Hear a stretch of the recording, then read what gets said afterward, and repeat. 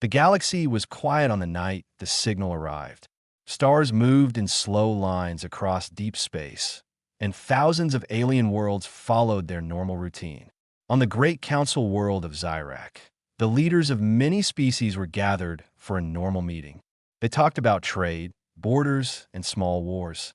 No one expected fear to enter the room that night. Suddenly, a loud alarm broke the calm. Red light filled the high dome of the council hall. An officer ran forward with shaking hands and wide eyes. He said an unknown signal had been received from a deep space research station. It was not a normal call for help. It was broken, weak, and filled with panic. The leaders ordered the message to be played at once. A dark screen showed a damaged room with sparks in the air. Then a tired alien face appeared, wounded and afraid. The voice was weak but clear. It said they were not under attack by any known enemy. It said something was spreading inside the station. The alien tried to stand and failed. It looked at the camera and said the words that would soon shake the galaxy. They look weak, they look small, but they never stop. They spread into everything. The screen shook, lights went out, and the message ended. Silence filled the council hall. The leaders looked at each other in confusion. One asked what kind of enemy this could be. Another said no fleet had crossed into that sector of space. No known species lived near that station. There were no reports of war, no signs of invasion. The council sent a rescue fleet at once. The fastest ships moved through space like light. When they reached the research station, they found something worse than battle damage. The station was silent. Power was still running, doors were open, life systems were working, but every room was empty.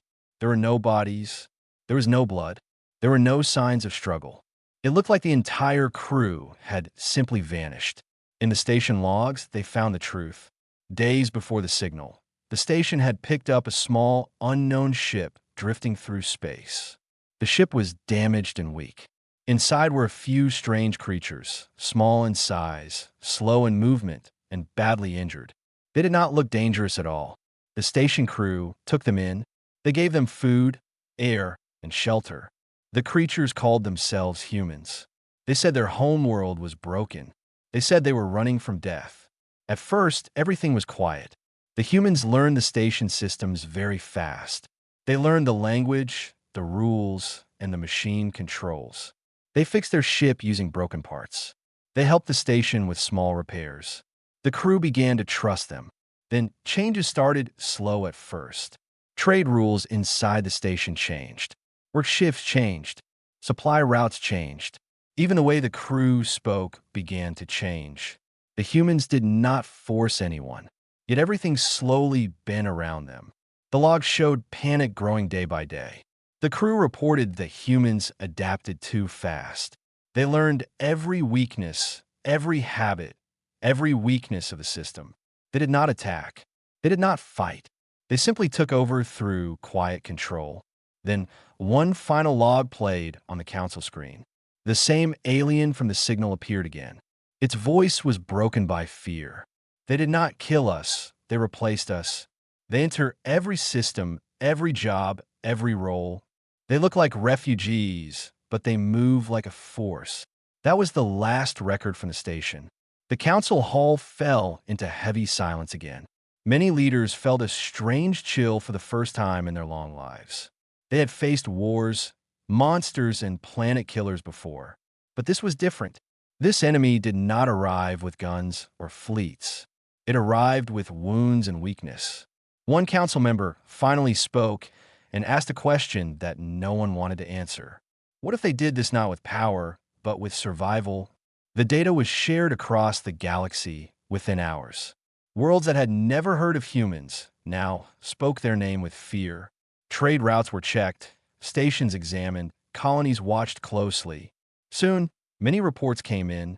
Humans had been seen in many places already. Always helping, always working, always learning. Yet wherever they stayed too long, systems began to change. Local species lost control without knowing how. Human ideas spread. Human methods spread. Human thinking spread. A senior war commander studied the data in silence for many hours. Then he gave a report that would become famous in the galaxy. He said humans were not invaders. They were not conquerors in the normal way.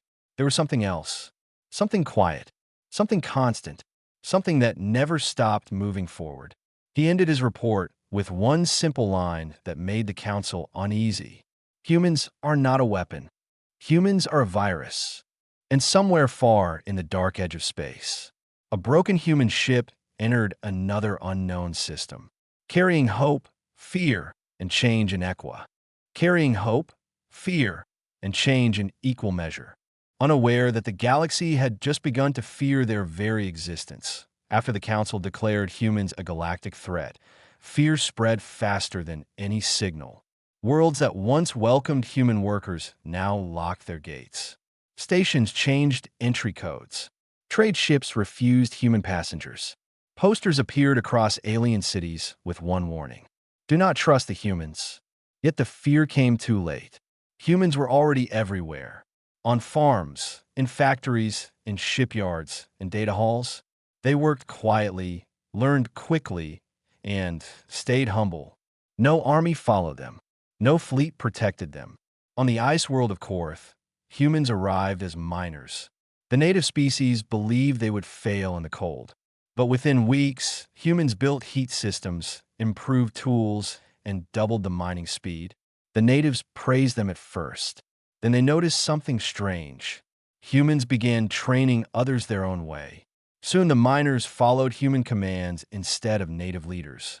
On the water world of Vesca, humans came as engineers.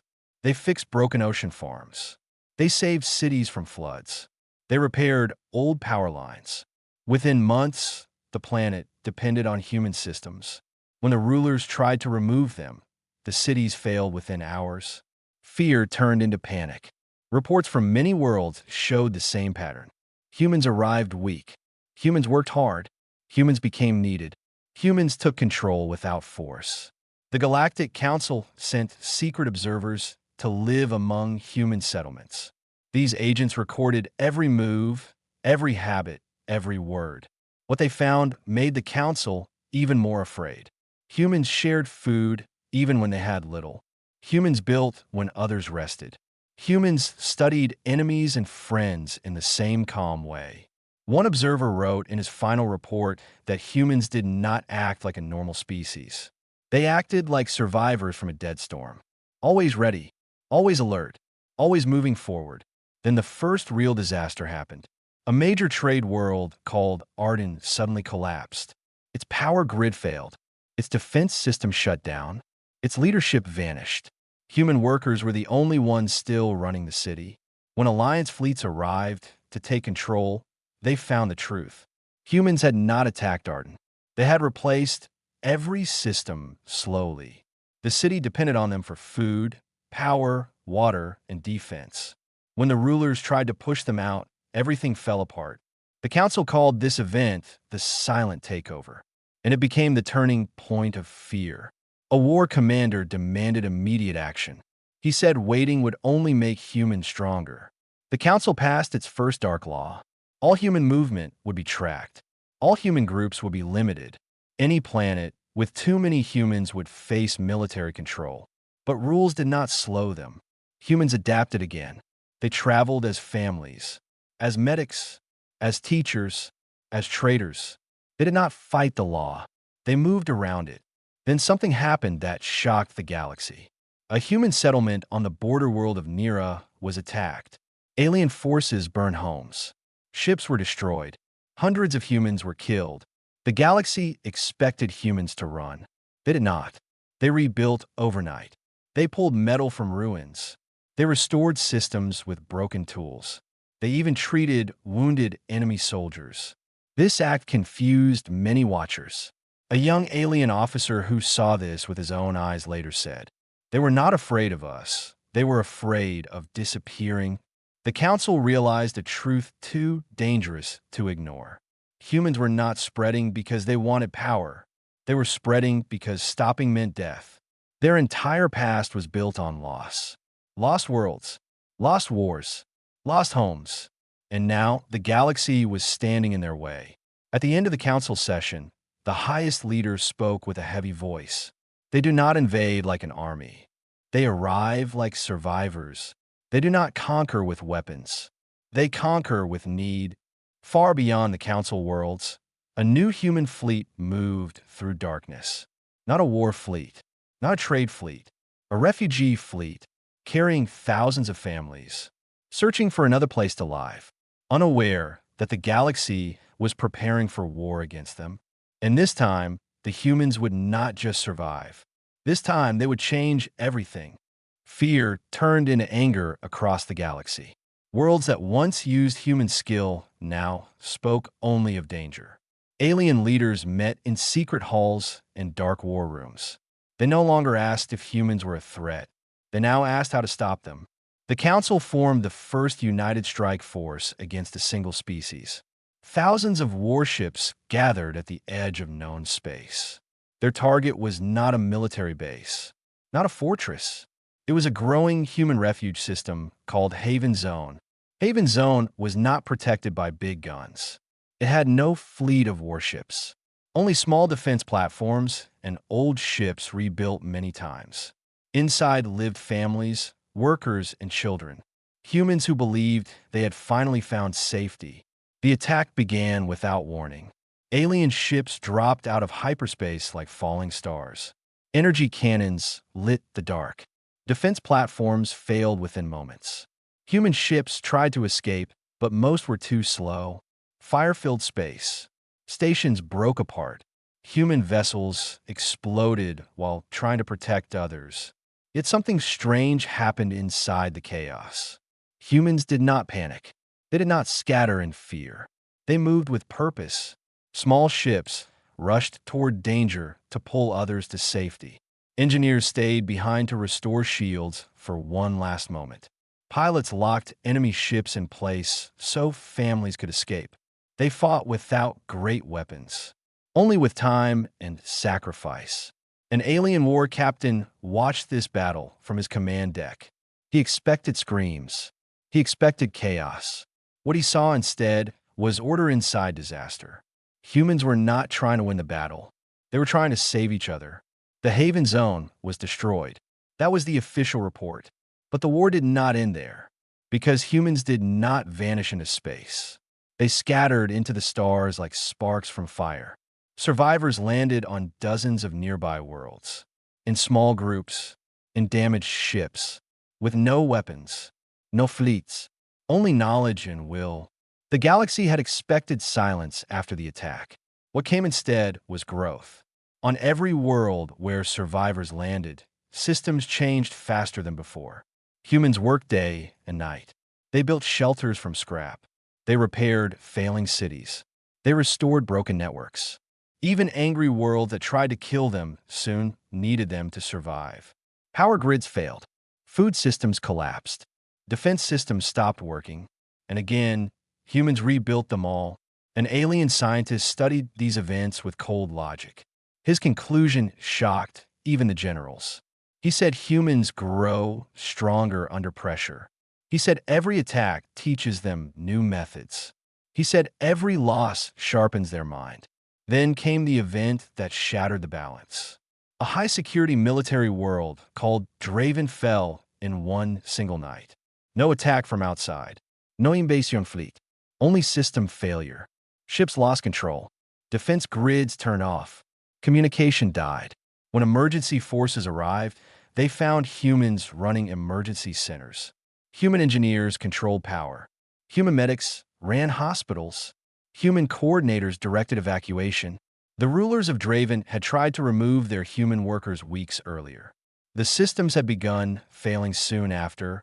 Now the planet could not function without them. The galaxy finally understood the danger was deeper than war. Humans were no longer just spreading. They were becoming impossible to remove. In the highest council chamber, leaders argued with fear in their voices. Some demanded full extermination. Some warned that each attack only made humans stronger. One elder spoke the darkest truth of all. We try to kill the infection, and we taught it how to survive fire. Far from the council, on a hidden human world made from broken ships and stolen metal. A woman stood before a growing crowd. She was not a soldier, not a ruler, only a survivor. She spoke with calm strength. She said the galaxy feared them. She said the galaxy hunted them. She said there would be no safe worlds left if they kept running. Then she gave the command that would change the future. Stop hiding. Stop fleeing. It is time we stand. And across many hidden human colonies, the same message was heard. For the first time, humans were preparing not just to survive, but to face the galaxy directly. Across hidden human worlds, one message spread like fire. Stop hiding. Stop running. Stand and face the galaxy. For the first time in many years, humans did not pack their homes to flee. They did not prepare escape ships. They prepared defenses, not with massive guns, not with giant fleets, but with networks, systems, and smart traps. On the scrap world of Ashera, humans turned broken ships into shield walls. On the dust moon of Corel, humans built deep underground cities. On the dark station called Beacon, humans joined hundreds of old satellites into one defense web. They had no empire, but they had connection. The galaxy was watching. Alien leaders believed humans were still weak. They believed one final strike would end the problem forever. A massive fleet gathered in silence. Its goal was the biggest known human hub, Beacon Station. The attack came at dawn of the local star cycle. Energy beams hit Beacon's outer ring. Explosions lit up space. Alien fleets moved in to finish the job. They expected panic. They expected chaos. What they met was silence. Then the trap closed. Human satellites activated all at once. Defense systems that looked old suddenly moved with perfect timing. Enemy ships lost power. Navigation failed. Communication crashed. The fleet fell into confusion within minutes.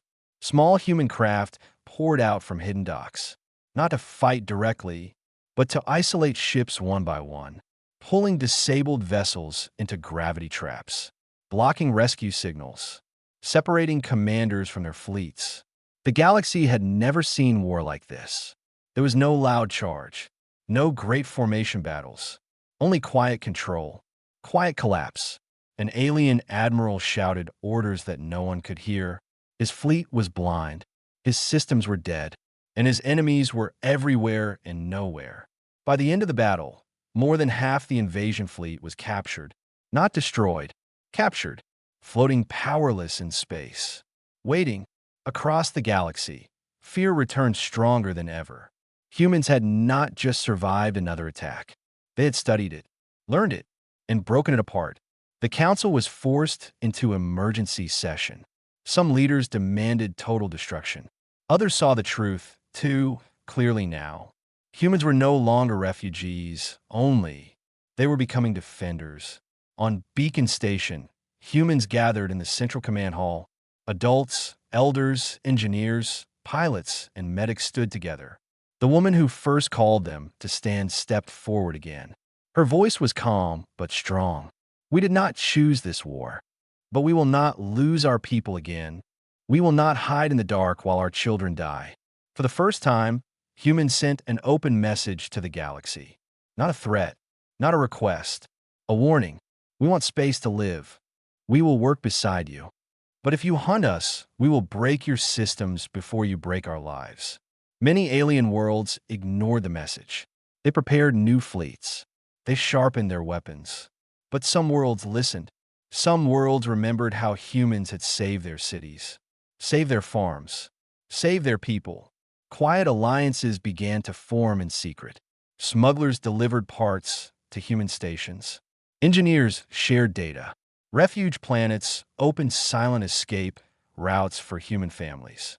The galaxy was no longer united. It was divided by fear and memory. Then the worst report arrived. A superweapon was being built in the core systems, a device made to erase entire regions of space, not just to kill humans, but to wipe out every world that sheltered them. When the news reached Beacon Station, silence filled the room. Everyone understood what this meant. The next war would not be about control. It would be about survival of entire star systems. The woman closed her eyes for one slow moment. Then she spoke the words that changed everything. If they plan to burn the stars, then we will reach the fire first. And deep in human space, unknown fleets began to move. Not to run, not to hide, but to strike straight into the heart of the galaxy. The human fleets did not look like war fleets. They were built from broken ships, repaired stations, and stolen metal. Each ship was different. Each ship carried scars of survival. Yet they moved together with perfect timing. Their target was the core systems, the place where the star-burning weapon was being built, the place where the strongest alien fleets waited, the place where no human ship had ever returned from before. The galaxy believed humans were coming to die. What they did not see was the plan behind the movement. Human pilots did not rush forward in a single attack. They split into small groups. They hit power relays. They cut long-range sensors. They blinded the core defenses one layer at a time. Alien commanders thought these were random raids. They laughed at the weak strikes. They waited for the main human force to arrive. They were wrong. Inside the core system, panic began to grow. Weapon construction slowed. Supply lines broke. Communication towers went silent one by one. The heart of the galaxy started to feel isolated. Then the main human fleet appeared, not in front of the defense wall, but behind it. Hidden paths through dead space guided them in, paths only survivors knew how to find. The battle exploded across the core. Alien warships fired heavy cannons. Human ships moved like shadows between shots. They did not fight for glory. They fought for time.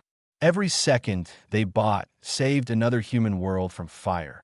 On the command deck of the weapons station, alien leaders watched the fight with cold fear. The weapon was not yet ready. Its power systems were unstable.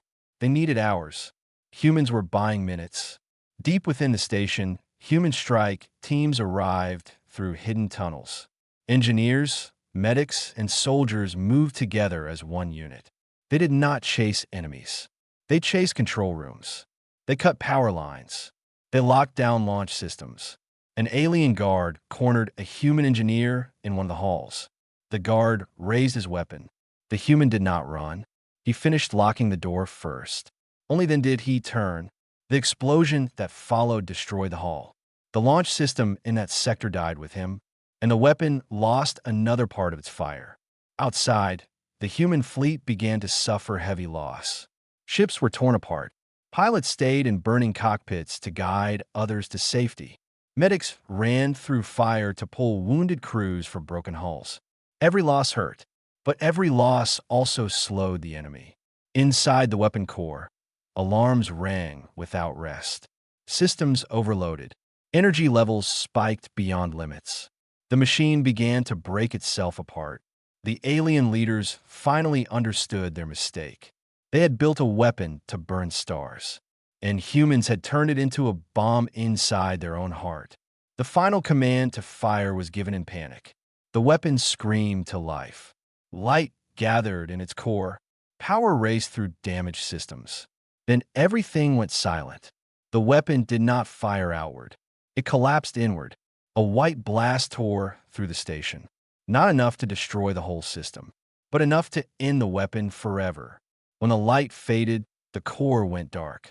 The galaxy had lost its greatest weapon. Humans had lost thousands, but the stars still burned. Far from the battlefield, on Beacon Station, the woman watched the final signal fade. Her hands shook for the first time since the war began. They had stopped the fire, but the price had been heavy. Across the galaxy, alien worlds stood in shock. Humans had not run. Humans had not hidden. They had marched into the fire and broken it. And now the galaxy faced a new fear. Not of a virus, but of a species that chose sacrifice over extinction. The galaxy did not celebrate after the weapon was destroyed. There was no victory cry. There was only shock. Shock that humans had reached the core. Shock that they had broken the fire meant to burn the stars. War rooms across alien worlds fell silent. Commanders stared at empty screens. Leaders felt fear without knowing what it was called. For the first time, The galaxy was not sure who the monster really was. On many worlds, people looked at humans differently now. Not as workers, not as refugees, not as a virus, but as something stronger and stranger. Human ships returned to Beacon Station in broken lines. Many did not return at all. Families waited in long hauls. Every arriving ship carried both tears and relief. Some names were called. Some were never answered. The woman who had led the stand walked through the grieving crowd. She did not hide. She did not speak at first. She simply stood with those who had lost everything, because she had lost as well. Across the galaxy, the council gathered again. This time there was no shouting, no threats, no loud demands for destruction. Only heavy voices and tired eyes. A senior alien leader stood and spoke slowly. We built a weapon to erase them, and they destroyed it without joy. They could have used it against us, but they chose to end it forever. This is not the act of a virus. The council was forced to look back at the past, at every world humans had saved, at every system humans had repaired, at every city that still stood because of human hands. A forbidden report was opened at last. It was a record of Earth, the lost human homeworld. It showed firestorms, rising seas, global war, and a final message sent into space before the planet went dark. The message did not beg. It did not threaten. It said only one simple line: "We will survive." The council realized the truth too late. Humans were not trying to rule the galaxy. They were trying to outrun their own end. Their spreading was not hunger for power. It was fear of silence. On many alien worlds, protests began. Citizens who had worked beside humans now spoke for them. Medics remembered who saved their sick. Engineers remembered who fixed their failing worlds. Children remembered the hands that taught them how to build. Leaders felt the weight of public voice for the first time in many cycles. But not everyone changed. Deep in the dark sectors of space, hidden fleets still gathered. Old war generals who had lost fleets to human traps wanted revenge. They shared one final plan in secret. If humans could not be erased by war, they would be erased by lies. They began sending false signals, fake attacks, staged disasters, placing the blame on human cells across the edge systems. Worlds that had just begun to trust humans now felt doubt again. Small wars broke out between neighbors. Human settlements were attacked by frightened mobs. Families ran once more. Blood returned to the ground. On Beacon Station, the woman received report after report of rising chaos. She closed her eyes in pain. The fire weapon was gone, but the hatred was still alive. She called the leaders of all human colonies into one silent meeting. Not a war meeting, a truth meeting. We cannot fight every shadow. We cannot save every world with ships and shields. We have tried running. We have tried standing. Now we must do something harder. The room waited for her next words. We must let the galaxy see us as we truly are. No masks. No hiding. No secrets. They fear us because they do not know us. For the first time in history, humans prepared to open their full records. Their losses, their mistakes, their wars, their broken homeworld, their reason for spreading across the stars. They would no longer be a rumor. They would become a story the galaxy could no longer twist. And far beyond Beacon Station, in a dark command center filled with enemy fleets, an old war general watched the rising human signal preparations and whispered with cold anger, "If they want their truth known, then we will drown it in fear." The final storm was forming, not a fire, but a belief. Across the galaxy, human signals lit up the deep space channels. For the first time, humans did not hide behind broken ships or secret paths. They opened every record to every world. They showed Earth as it was, a blue world turned into fire and ash. They showed cities falling, oceans rising, and skies burning. They showed their wars, their mistakes, their greed, and their regret. They showed how they lost everything, and how they learned to run, how they learned to adapt, how they learned to live with nothing but hope and fear. Alien worlds watched in silence. Many had never seen such destruction from within a species. Many had never seen a people admit their own failures with open hands. The Old War general released his final lie at the same time. False videos of human attacks. Fake messages of human threats. Worlds stood between truth and fear. And the galaxy began to shake again. But this time, humans did not answer with fleets. They answered with proof. Live feeds from refugee worlds where humans worked beside aliens. Hospitals where humans saved the children of their enemies. Farms where human hands fed worlds that once hunted them. Slowly, fear began to crack. Not everywhere, but enough.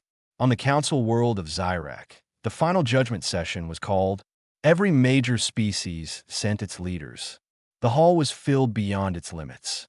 The future of humans would be decided in this place. The Old War general stood first and shouted his demand. In them now, they will only grow stronger. They will replace us all. Then the woman from Beacon Station was allowed to speak. She did not shout. She did not threaten. She simply said one truth. We did not come to rule you. We came because we had nowhere else to live. If survival makes us monsters in your eyes, then we will carry that name. But we will not accept extinction in silence. The council fell into deep debate. Some still called humans a virus. Some called them survivors. Some called them the next step of the galaxy. Then an ancient species spoke, one that had seen many empires rise and fall. They said one line that silenced the hall. Every great change is first called a disaster. The final vote was cast in fear and hope mixed as one. The result was not perfect peace, but it was not extinction. Humans were granted protected systems, borders to live within, rights to travel under law, and the warning that any future silent takeovers would be treated as acts of war. The galaxy did not fully trust humans, but it no longer hunted them. The Old War general refused the judgment. He fled into deep space with his loyal fleets, carrying hatred into the dark, a shadow that might rise again one day. On Beacon Station, humans gathered as the news arrived. There were no cheers, only quiet breaths of relief. Children who would grow without running. Families who would sleep without alarms. The woman stood alone on the outer deck and watched the stars. For the first time, they did not feel like enemies. The galaxy would never be the same. Systems now ran with human design. Trade moved with human speed. Survival itself began to change shape. Aliens still whispered the old name in fear. Humans are a virus. But others now whispered a different truth. Humans are the reason we still stand. And somewhere beyond charts and borders, new human ships moved outward again. Not as refugees, not as invaders, but as builders of uncertain futures. The galaxy had feared the infection, but in the end, it was the infection that taught the galaxy how to survive.